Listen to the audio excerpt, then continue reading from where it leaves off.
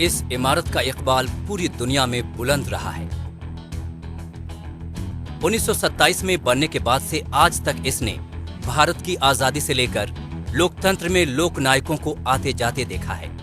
जिन देशों में लोकतंत्र है, वहां के लोगों के लिए एक तरह से आस्था का केंद्र रहा है संसद भवन। लेकिन ये संसद भवन बदलते वक्त में बढ़ी जरूरतों को पूरा नहीं कर पा रहा था।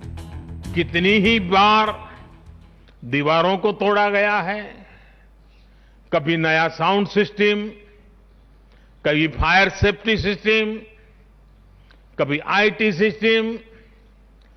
लोकसभा में बैठने की जगह बढ़ाने के लिए तो दीवारों को भी हटाया गया। इतना कुछ होने के बाद संसद का ये भवन अब विश्राम मांग रहा है। जैसा कि प्रधानमंत्री ने कहा, ये संसद भवन अब विश्राम मांग रहा है।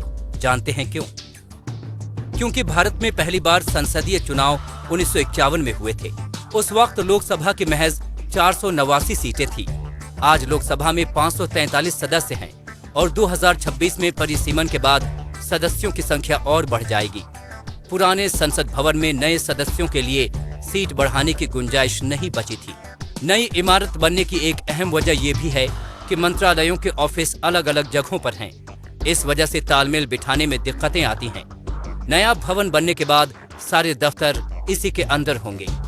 नए पार्लियामेंट का उद्घाटन भी हमारे ही कार्यकाल में और उसका लोकार्पण भी हमारे ही कार्यकाल में होगा। मुझे लगता है ऐतिहासिक जो आज भी पार्लियामेंट है, पूरे देश में ऐसा पार्लियामेंट शायद ही होगा और आने वाले समय में भी जो पार्लियामेंट का चित्र और जो सपना हम देख रहे हैं, मुझे लगता है उससे बहुत कहीं ऊपर होगा।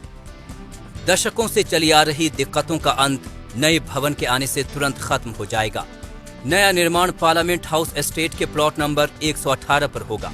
6500 वर्ग मीटर में बनने वाली नई संसद में आधुनिक डिजिटल उपकरण की व्यवस्था होगी ताकि पेपरलेस ऑफिस की ओर बढ़ा जा सके। नए संसद भवन में प्रवेश के लिए 6 द्वार होंगे। राष्ट्रपति और प्रधानमंत्री के लिए सेरेमोनियल एंट्रेंस होंगे। एक प्रवेश लोकसभा स्पीकर और राज्यसभा चेयरपर्सन के लिए, एक सेरेमोनियल एंट्रेंस, सांसदों के लिए एक प्रवेश द्वार और 2 पब्लिक एंट्रेंस की भी व्यवस्था होगी।